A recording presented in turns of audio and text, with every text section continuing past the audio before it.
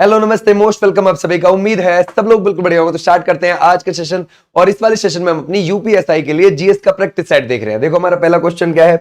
हमारा पहला क्वेश्चन हो जाएगा ये, बोलता है विवाहित महिला के साथ उसके पति या पति के रिश्तेदारोर के द्वारा की गई क्रूरता के लिए बनाई गई थी धारा वो कौन सी है। तो हमारा राइट आंसर हो जाएगा आईपीसी की धारा है 498A, है ना। जैसे मान के चलो विवाहित महिला है, अब उसको या तो उसका पति या फिर पति के रिश्तेदार परेशान कर रहे हैं, उसको प्रताड़ित कर रहे हैं, क्रूरता कर रहे हैं, तो उसमें 3 साल तक की जेल है। समझ गए भाई, 3 साल तक की क्या है, जेल है। ये भी चीज आप ध्यान रखोगे, ठीक है भाई। आज जो नेक्स्ट पर नेक्स्ट देखते हैं।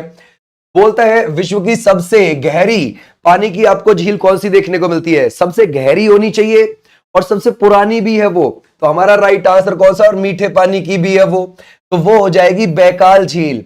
बैकाल कहां मिलेगी, देखो जैसे मान के चलो ये रशिया का इलाका है, ये रशिया हो गया, ओके। रशिया में यहां पर यूराल पर्वतमाला है, इससे इधर का रशिया यूरोप में लगता है जिसको हम रूस बोलते हैं, और इधर का साइबेरिया याद रखोगे जो एशिया में लगता है। ओके भाई ध्यान रखोगे, जो एशिया में लगता है, ओके। अब यहां पर देखो साइबेरिया के अंदर आपको यहां बैकाल झील देखने को मिल जाएगी, यानी कि ये झील रशिया के उस हिस्से में है जो एशिया में लगता है, ठीक है। और ये 1632 मीटर गहरी है और दुनिया की सबसे पुरानी झील है। ऊपर से ये मीठे पानी की भी है।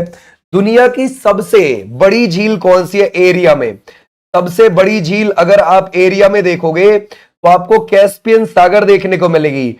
कौन सी है, कैस्पियन सागर। और कैस्पियन सागर से 5 देश लगते हैं। और सबसे बड़ी अगर आप मीठे पानी की झील देखोगे तो वो आप सुपीरियर को बोलोगे। किसको बोलोगे, सुपीरियर को बोलोगे, ये बात ध्यान रखना, ठीक है भाई। आज नेक्स्ट पर बोलते हैं मुख्य आर्थिक सलाहकार वी अनंत नागेश्वरन का कार्यकाल कब तक के लिए बढ़ा दिया गया है। देखो ये कब बने थे, अगर हम देखें चीफ इकोनॉमिक एडवाइजर 2022 में बने थे भाई, ठीक है, 2022 में बने। अब इनका कार्यकाल बढ़ा दिया है 31 मार्च 2027 तक के लिए। ओके क्लियर हो जाएगा, कब तक के लिए, 31 मार्च 2027 तक के लिए बढ़ा दिया है। तो हमारा राइट आंसर हो जाएगा ये वाले बच्चे, बिल्कुल ठीक है। अच्छा, ये जो हमारे मुख्य आर्थिक सलाहकार है, जब हमारा आर्थिक सर्वेक्षण आता है वो भी इन्हीं के द्वारा तैयार किया जाता है, ये भी आप ध्यान रखोगे, ठीक है भाई। क्लियर हो जाएगा। आज अभी नेक्स्ट पर नेक्स्ट देखते हैं। बोलता है बीसीसीआई के नए अध्यक्ष सितंबर 2025 में कौन बने हैं। हम किसकी बात कर रहे हैं, हम बीसीसीआई की बात कर रहे हैं। बीसीसीआई 1928 में बनी और इसका हेडक्वार्टर आपको देखने को मिलेगा मुंबई। और इसके जो बने हैं अध्यक्ष मिथुन मनहास बने हैं, और इसके उपाध्यक्ष कौन हो जाएंगे, वो हो जाएंगे राजीव शुक्ला, ठीक है भाई। क्लियर हो जाएगा। तो ऐसे भी आप ध्यान रखोगे बीसीसीआई। अच्छा, अगर हम देखें रॉजर बिनी अध्यक्ष थे, अब आ गए हैं मिथुन मनहास, ठीक है भाई। आज नेक्स्ट पर बोलते हैं भारत में 500 और 1000 के नोटों के विमुद्रीकरण की घोषणा किस वर्ष की गई थी। अगर हम देखें, हम किसकी बात कर रहे हैं, विमुद्रीकरण यानी कि डीमोनेटाइजेशन की बात कर रहे हैं। 500 और 1000, ठीक है। तो हमारा राइट आंसर क्या हो जाएगा, 2016 is the right answer, okay. अब अगर हम यूं देखें कि भाई ये किस समय पर, देखो पहली बात तो उर्जित पटेल थे उस समय पर हमारे आरबीआई के गवर्नर, ठीक है। जब हमारी नोटबंदी हुई थी 2016 की बात कर रहे हैं, ये 8 नवंबर में जब हुई थी, ओके भाई। क्लियर हो जाएगा। और यहां पर हमारे प्रधानमंत्री कौन थे, मोदी जी थे। क्लियर यहां तक। ये जो उर्जित पटेल है ये 2016 से 2018 तक आरबीआई के क्या रहे थे, गवर्नर। अच्छा, अब क्या हुआ कि देखो 500 का नोट तो वापस से लौट आया, लेकिन 1000 वाला नहीं नोट लौटा है, ठीक है भाई। और ध्यान रखना 1946 में आजादी से पहले हमारे यहां नोटबंदी हुई, फिर आजादी के बाद 1978 में हुई थी, क्लियर है, और फिर 2016 में हो गई। आज भी नेक्स्ट पर केंद्र सरकार ने सितंबर 2025 में आरबीआई का नया डिप्टी गवर्नर किसे बनाया है। देखो अगर आपको याद हो, एक हमारा होता है आरबीआई का गवर्नर, ठीक है भाई, ध्यान रखोगे क्या होता है, गवर्नर, और उसमें 4 होते हैं डिप्टी गवर्नर, है ना। क्लियर हो जाएगा। तो अगर आप देखोगे 4 में से, है ना, एक पूनम गुप्ता भी आई थी। पूनम गुप्ता ये कब आई थी, अप्रैल में आई थी 2025 में, और इनका कार्यकाल कितना है, 3 साल का है, ठीक है। और अभी इन 4 में से एक कौन आए हैं, ध्यान रखोगे, वो आए हैं शिरीष चंद्र मुर्मू, है ना भाई। क्लियर हो जाएगा। तो इनका भी 3 साल का कार्यकाल है और ये सितंबर में आए हैं। ये भी आप ध्यान रखोगे। RBI, reserve bank of India, है ना भाई, 1 अप्रैल 1935 को इसकी स्थापना हुई 1934 के एक्ट से, और 2025 में इसके कितने 90 साल पूरे। ठीक है भाई, ऐसे भी आप ध्यान रखोगे। आज नेक्स्ट बोलता है, प्रधानमंत्री मोदी जी ने किस विदेशी महिला प्रधानमंत्री के संस्मरण पुस्तक के भारतीय संस्करण के लिए प्रस्तावना लिखी है? ओके, देखो ये है जॉर्जिया मेलोनी, और ये है इटली की प्राइम मिनिस्टर। कहां की? इटली की प्राइम मिनिस्टर। देखो 2021 में जब ये विपक्ष में थी उस समय इन्होंने ये बुक लिखी थी, राइट। 2022 में ये बन गई प्राइम मिनिस्टर, पहली महिला। कहां की? इटली की। ठीक है भाई, क्लियर हो जाएगा, पहली महिला प्राइम मिनिस्टर बनी थी इटली की। ओके, और बहुत ज्यादा अभी प्रसिद्ध भी है भाई। अब क्या हुआ, इनकी जो ये आत्मकथा है उसका नाम है आई एम जॉर्जिया। ठीक है भाई, ध्यान रखोगे, आई एम जॉर्जिया नाम है। ठीक है भाई, क्लियर हो जाएगा, I am Georgia, my roots और माई प्रिंसिपल्स। ठीक है, ये इनकी आत्मकथा है। अब क्या हुआ, इसका जो भारतीय संस्करण के लिए प्रस्तावना लिखी है वो मोदी जी ने लिखी है। ठीक है भाई, ध्यान रखोगे, मोदी जी ने। क्लियर हो जाएगा, तो हमारा राइट आंसर हो जाएगा ये वाले बच्चे, बिल्कुल ठीक है। ओके, आ जाओ नेक्स्ट पर। बोलता है, नेपाल के बाद हिंद महासागर के किस द्वीपीय देश में जेन जी के जबरदस्त, है ना भाई, प्रदर्शन के बाद वहां के राष्ट्रपति ने सरकार को भंग कर दिया?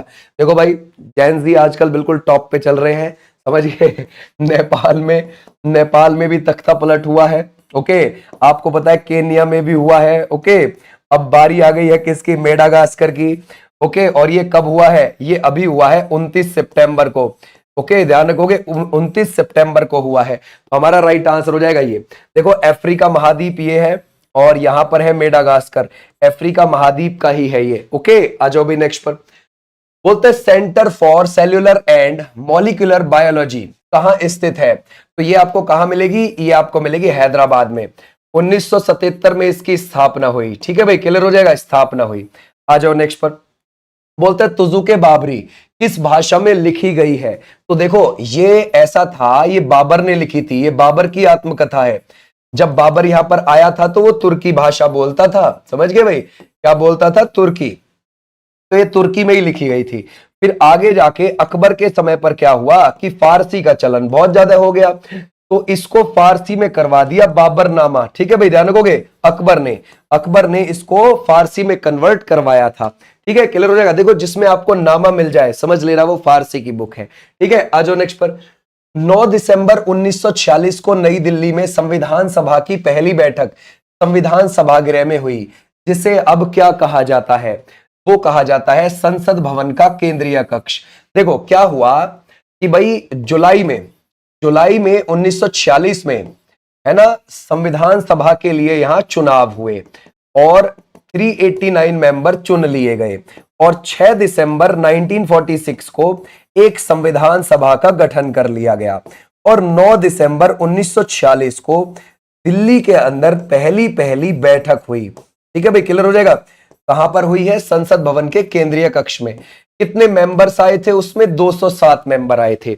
और यहां पर अध्यक्षता किसने करी थी? एक अस्थायी अध्यक्ष बने थे। कौन बने थे? सच्चिदानंद सिन्हा जी। ओके भाई, इन्होंने करी थी।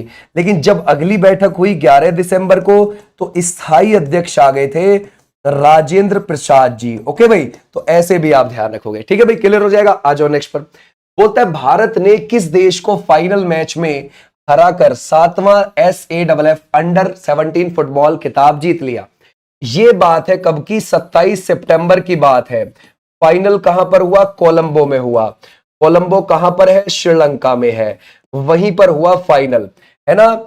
ये क्या है? सैफ यानी कि south Asian football federation. Okay, तो उसके अंडर 17 का खिताब जीत लिया। किसने जीता है? भारत ने जीता है। कितना? 7वें। किसको हरा दिया? बांग्लादेश को हरा दिया। ऐसे आप ध्यान रखोगे। अजो भी नेक्स्ट बोलते हैं, निम्नलिखित में से कौन सा निर्देशक सिद्धांत भारतीय संविधान के अनुच्छेद 44 में उल्लेखित है? वो कौन सा हो जाएगा? नागरिकों के लिए समान नागरिक संहिता, है ना। ये डीपीएसपी के कौन से आर्टिकल में है? ये आपको 44 आर्टिकल में देखने को मिल जाएगा।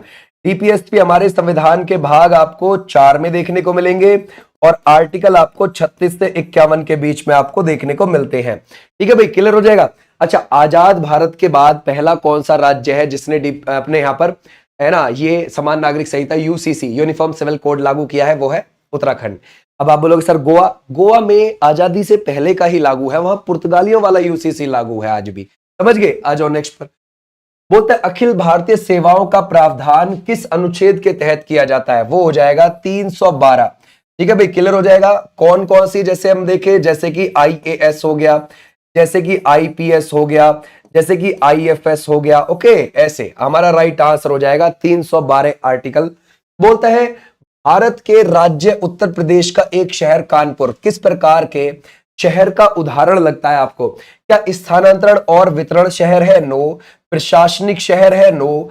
या फिर मनोविनोदात्मक शहर है? नो। औद्योगिक, यस, इंडस्ट्रियल शहर है वो। ओके, उसको चमड़ा शहर भी बोल देते हैं। क्या कह देते हैं? चमड़ा शहर। और ग्रीन पार्क क्रिकेट स्टेडियम भी यहीं मिलेगा आपको कानपुर में।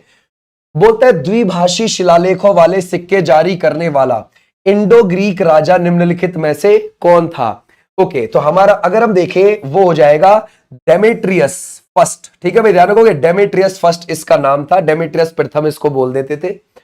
देखो क्या हुआ, ये जो इंडो ग्रीक है, इंडो ग्रीक में भारत की सीमा में घुसने वाला सबसे पहला डेमेट्रियस फर्स्ट है, और इसने साकल यानी कि सियालकोट को बनाया, सियालकोट को बनाया राजधानी। ठीक है भाई, राजधानी, ऐसे भी आप ध्यान रखोगे, है ना, क्लियर हो जाएगा, समझ गए? आ जाओ भी नेक्स्ट पर। और देखो इसके बाद कौन आया? मिनांडर आया था इसके बाद। ठीक है, आ जाओ नेक्स्ट पर। सियालकोट पाकिस्तान में पड़ता है आज के समय पर। भारत के विशाल मैदान में प्रमुख मिट्टी का प्रकार क्या है? देखो ये उत्तर भारत में आपको मिट्टी मिलती है, राइट बात है। ये आपको पंजाब हो गया, जैसे हरियाणा हो गया, जैसे यूपी हो गया, बिहार हो गया, वेस्ट बंगाल हो गया, असम हो गया। यहां इस मैदान में आपको जलोढ़ मृदा देखने को मिलती है। कौन सी? जलोढ़ मृदा, एलुवियल सॉइल आपको देखने को मिलती है। तो हमारा राइट आंसर कौन सा हो जाएगा? जलोढ़। ठीक है, अगर हम देखें जलोढ़ में आपको दो प्रकार की है, एक तो पुरानी है जिसको हम क्या बोलते हैं, है ना भाई, बांगर बोलते हैं, और एक है नई जिसको हम बोलते हैं खादर।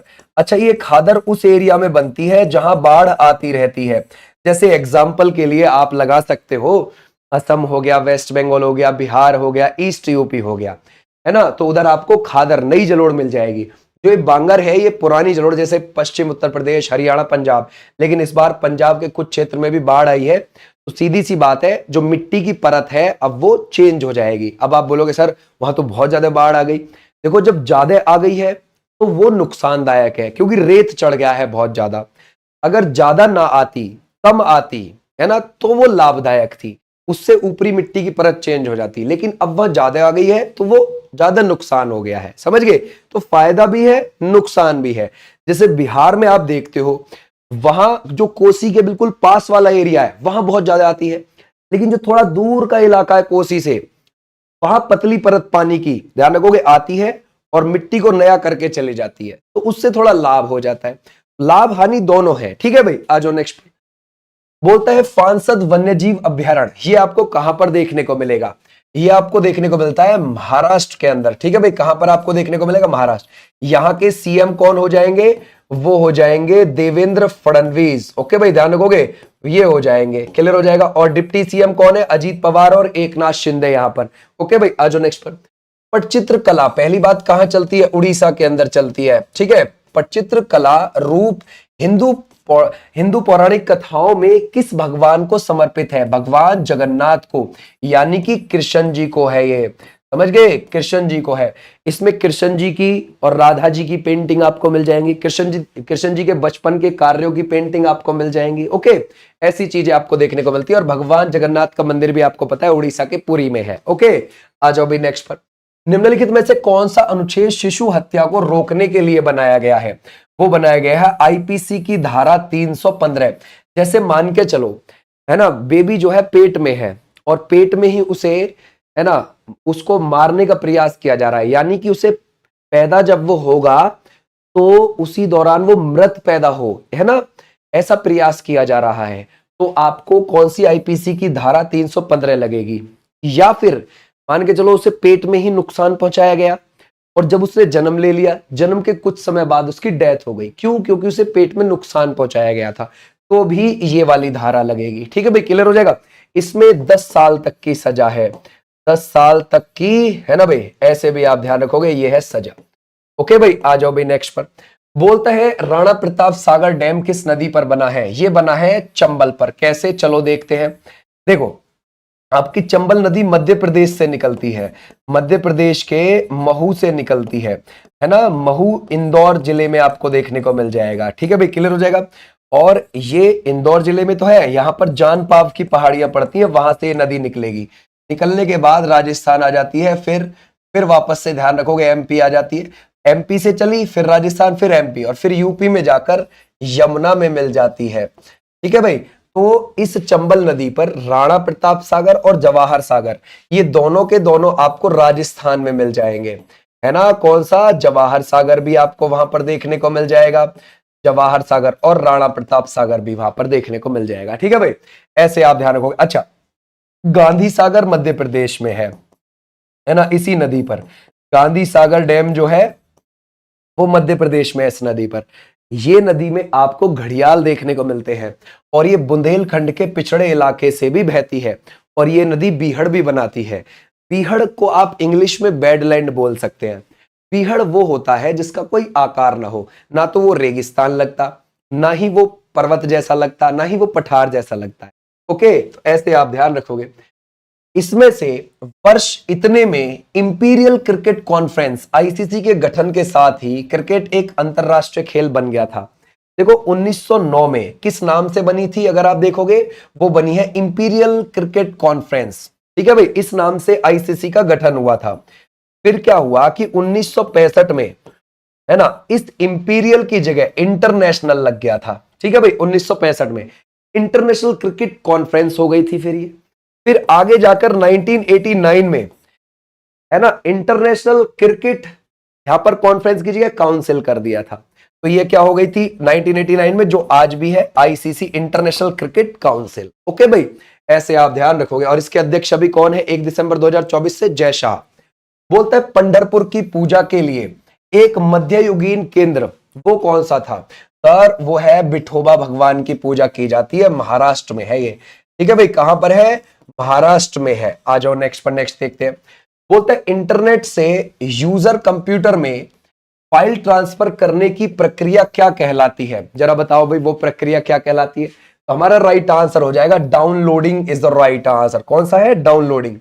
बोलते सिक्किम ने राज्य पुलिस में अग्निवीर जवानों के लिए आरक्षण की घोषणा की है। आपको पता है कि भाई जो अग्निवीर की जो जॉब है वो है कितने की? 4 साल की। अगर अच्छा और बेहतर प्रदर्शन रहा तो बंदे को आगे ले जाया जाता है परमानेंट कमीशन की ओर। लेकिन अगर आप देखोगे प्रदर्शन अच्छा नहीं रहा तो फिर उसे 4 साल की जॉब के बाद भेज दिया जाएगा। और अब 20% सिक्किम ने बोला है कि हम अपने यहाँ पे सिक्किम पुलिस में उसको आरक्षण देंगे। ठीक है भाई, तो ऐसे भी आप ध्यान रखना। बोलते हैं निम्नलिखित में से किसने द डार्क रूम लिखी थी, जिसमें एक भारतीय महिला की पुरुष वर्चस्व का सख्त विरोध करते हुए, है ना भाई, दर्शाया गया? तो हमारा राइट आंसर कौन सा हो जाएगा? आर के Narayan is the right answer. The guide भी इन्हीं का है, द गाइड उपन्यास भी इन्हीं का है। और इनको 1964 में क्या मिला है? इनको पद्मा भूषण मिला है। और साल 2000 में क्या मिला है? पद्मा विभूषण मिला है। ठीक है भाई, क्लियर हो जाएगा, पद्मा विभूषण। आ जाओ नेक्स्ट पर। बोलता है भारत ने किसे हराकर एशिया कप 2025 का खिताब अपने नाम किया? देखो, ये है एशिया कप, है ना, क्लियर हो जाएगा। और कहां पर हुआ था? ये यूएई में हुआ। और इसका जो फाइनल है ना भाई, ये जो फाइनल आप देख रहे हैं वो 28 सितंबर को हुआ। 28 सितंबर को हुआ। कहां पर हुआ? दुबई में, है ना भाई, ध्यान रखोगे, दुबई में। अब इसको जीत कौन गया? भारत जीत गया। और किसको हरा दिया भाई? पाकिस्तान को हरा दिया। कितने विकेट से? 5 विकेट से हराया। तो हमारा राइट आंसर कौन सा हो जाएगा? ये is the right answer. Okay भाई, और भारत कितनी भी बार जीता है? 9th टाइम भारत इसको जीत गया है। और पाकिस्तान को 3 मैच। टाटा मोटर्स के नए एमडी और सीईओ कौन नियुक्त हुए हैं? तो वो हुए हैं, अगर आप देखोगे, शैलेश चंद्र इज द राइट आंसर। आ जाओ भी नेक्स्ट पर। बोलता है को अंतरराष्ट्रीय ओलंपिक समिति आईओसी की पहली महिला अध्यक्ष चुना गया है। ओके, हम किसकी बात कर रहे हैं? आईओसी। ये कब बनी है? 23 जून को बनी है, 1894 में बनी है। पियरे डी कोबार्टिन ने इसकी स्थापना करी है। पियरे डी कोबार्टिन, इन्होंने इसकी स्थापना करी है, ये बात आप ध्यान रखोगे, ठीक है। अब बात करें पहली बार इन्होंने ओलंपिक गेम्स कब करवाए थे आईओसी ने, 1896 में, है ना भाई, ग्रीस के एथेंस में करवाए थे। ओके चलो ये तो हिस्टोरिकल चीजें हैं, लेकिन अब इसकी जो अध्यक्ष बनी है वो कौन बनी है, क्रिस्टी कोवेंट्री बनी है, और ये 2025 में ही 23 जून को गद्दी पे बैठी 2033 तक के लिए। क्लियर हो जाएगा, ऐसे भी आप ध्यान रखोगे। आ जाओ नेक्स्ट पर। कुडनकुलम नाभिकीय विद्युत शक्ति संयंत्र किस राज्य में स्थित है, तो हमारा राइट आंसर हो जाएगा तमिलनाडु में है। तमिलनाडु के आपको तिरुनुवेली में देखने को मिलेगा, ठीक है भाई, तिरुनुवेली में आपको देखने को मिल जाएगा, ये बात ध्यान रखना। और ध्यान रखना तमिलनाडु के तिरुनुवेली में तो है, अरे यार, ठीक है भाई। आ जाओ, बोलता है कुडनकुलम नाभिकीय विद्युत शक्ति संयंत्र किस राज्य में है, ये आपको कहां मिलेगा, तमिलनाडु में। कलपक्कम वाला भी आपको वहीं पर देखने को मिल जाएगा, कलपक्कम वाला भी कहां है, ये भी तमिलनाडु में है। अच्छा, नरोरा वाला आपको कहां मिल जाएगा, वो यूपी में आपको मिल जाएगा। सबसे पुराना कौन सा है, तारापुर वाला है, जो कि महाराष्ट्र में है। कब शुरू हुआ था, 1969 में। अच्छा, रावत भाटा वाला आपको कहां मिल जाएगा, ये आपको राजस्थान में मिल जाएगा, और ये भारत का दूसरा पुराना है, 1973 में शुरू हुआ था। कैगा वाला कहां मिल जाएगा आपको, कर्नाटक में आपको देखने को मिल जाएगा, है ना। काकरा पार आपको कहां मिल जाएगा, ये आपको गुजरात में देखने को मिल जाएगा। ऐसे आप ध्यान रखोगे। आ जाओ भी नेक्स्ट पर। बोलते हैं विंग्स ऑफ फायर की आत्मकथा है, किसकी आत्मकथा है विंग्स ऑफ फायर, तो हमारा राइट आंसर हो जाएगा APJ Abdul Kalam is right answer. और 2002 से लेकर 2007 के बीच में भारत के प्रेसिडेंट भी रहे थे वो। ओके, बोलता है बिना अनुमति के संसद से कितने दिनों की अनुपस्थिति के बाद कोई सांसद अयोग्य हो जाएगा, 60 days is the right answer. Okay, कितना हो जाएगा, 60। बास्केटबॉल खेल में किसी भी समय एक टीम में कितने खिलाड़ी कोर्ट पर खेलते हैं, वो होते हैं एक टीम में 5, ऐसे ही अगली वाली टीम में भी 5। अच्छा, अगर हम देखें बास्केटबॉल कोर्ट जो है ये आपको कितना देखने को मिलेगा, 28-15 का देखने को मिलेगा, ठीक है भाई, क्लियर हो जाएगा, है ना। 28 मीटर लंबाई, 15 मीटर चौड़ाई, और कोर्ट की जो ऊंचाई है वो 10 फीट आपको देखने को मिलेगी, ठीक है, क्लियर हो जाएगा। आ जाओ भाई नेक्स्ट पर। बोलते हैं किस अनुसूची में राज्यों के राज्यपाल और राष्ट्रपति के वेतन भत्ते विशेषाधिकारों आदि से संबंधित प्रावधान निहित है, तो हमारा राइट आंसर कौन सा हो जाएगा, दूसरी अनुसूची is the right answer. Okay भाई, कौन सी है, दूसरी। देखो ध्यान रख भाई, ये एक चीज सोचो कि भाई तीसरी में शपथ है, तो शपथ से पहले आप वेतन के बारे में पूछोगे ना, या पहले ही शपथ लेने चले जाओगे, हाँ जी मैं शपथ लेता हूं, वेतन गया हाड़ में, ऐसा नहीं है, ठीक है भाई। तो हमारा राइट आंसर कौन सा हो जाएगा, ये वाले बच्चे बिल्कुल ठीक है। बोलते हैं 2 सितंबर 1946 को बनी अंतरिम सरकार में लियाकत अली खान को किसका प्रभार दिया गया था, तो वो दिया गया है वित्त मंत्रालय का, ठीक है भाई। ऐसे ही रक्षा मंत्री का बलदेव सिंह को दिया गया था। ओके, आ जाओ नेक्स्ट पर। बोलते हैं कौन सी पंचवर्षीय योजना लैंगिक मुद्दों, महिला सशक्तिकरण और राज्य के बीच बढ़ती असमानताओं और अंतर क्षेत्रीय असमानताओं पर ध्यान केंद्रित करने वाली पहली योजना थी, तो हमारा राइट आंसर हो जाएगा 5वीं, ठीक है भाई, क्लियर हो जाएगा। और ये 1974 में शुरू हुई, 1979 में पूरी होनी चाहिए थी, लेकिन इसको बीच में ही रोक दिया गया 1978 में ही। किसने रोक दिया था, मोरारजी देसाई ने। और ये जो मोरारजी देसाई थे ये 1977 में प्राइम मिनिस्टर बने थे, 1979 तक, ठीक है भाई, क्लियर हो जाएगा। तो इन्होंने इसको 78 में ही रोक दिया और रोलिंग प्लान चला दिया था 1978 में। ओके, आ जाओ नेक्स्ट पर। सोनगिरी ये कहां का आपको एक तीर्थ स्थल लगता है, तो ये है पहली बात, ये जैनों का है और ये मध्य प्रदेश के दतिया में है, ठीक है भाई, ध्यान रखोगे। और यहां पर आपको लगभग 100 जैन मंदिर मिल जाएंगे, समझ गए कितने, 100। बोलता है 2011 की जनगणना के अनुसार 2001 से 2011 तक की भारत की जनसंख्या वार्षिक वृद्धि दर, देखो अगर आप दशकीय वृद्धि दर देखोगे इन 10 सालों में, वो है 17.64%। इतनी पॉपुलेशन हमारी बढ़ गई थी इन 10 सालों में। लेकिन वो कह रहा है वार्षिक बताओ हमें, तो हर साल एवरेज कितनी थी, वो थी 1.64%। तो हमारा राइट आंसर क्या हो जाएगा, ये। लेकिन अब जो है ना, अब ये जो वार्षिक वृद्धि दर है अब बहुत कम पे आ गई है, समझ गए, लगभग 0.83 के आसपास जब से कोविड हुआ है। तो अब हमारी पॉपुलेशन उस हिसाब से नहीं बढ़ रही जो पहले बढ़ रही थी, समझ गए। आ जाओ नेक्स्ट पर। तो विश्व एथलेटिक्स चैंपियनशिप में पदक जीतने वाले पहले भारतीय कौन है? वो है अंजू बॉबी जॉर्ज। साल 2003 में, है ना, लंबी कूद में क्या लाई थी? वो लाई थी ब्रॉन्ज मेडल। लेकिन अगर आप गोल्ड मेडल की बात करोगे तो नीरज चोपड़ा 2023 में लाए थे विश्व एथलेटिक्स में, और ये गोल्ड मेडल लाए भाला फेंक में। ठीक है भाई, लेकिन हमसे पहली वाली पूछा है भाई, पहला होना चाहिए बस कोई भी, तो हमारा राइट आंसर हो जाएगा हमारे भारत से अंजू बॉबी जॉर्ज। ठीक है भाई। बोलता है हरित क्रांति के संदर्भ में निम्नलिखित में से कौन सा कथन गलत है? ओके, ये आप मुझे होमवर्क के तौर पर बता देंगे, और इसकी जो पीडीएफ है वो विनिस सर ऑफिशियल टेलीग्राम पर आपको मिल जाएगी। यहां पर हमारी 3 बजे यूपीएसआई की क्लास आती है, और 5 बजे यूपी पुलिस कांस्टेबल, और 9 बजे दिल्ली पुलिस की क्लास, और 10 बजे चलती है रेलवे।